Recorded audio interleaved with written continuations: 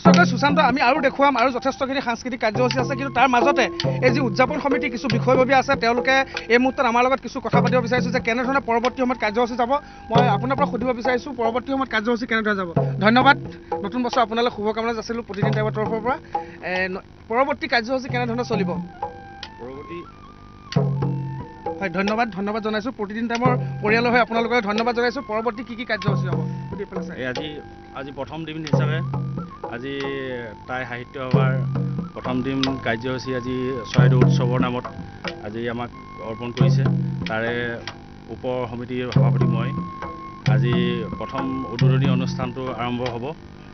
খন্তেক পাছতে কিন্তু তাৰ পাছত আৰু সাংস্কৃতিক সমাৰোহখিনি আৰম্ভ হ'ব হয় পৰমানন্দ বৰা আমি আপোনাক ধন্যবাদ জনাইছোঁ আজিৰে পৰা আৰম্ভ হৈছে চৰাইদেউ মহোৎসৱ ইতিমধ্যে চাউলুং চুকাফা ক্ষেত্ৰত বিভিন্নজনৰ সমাগম ঘটিছে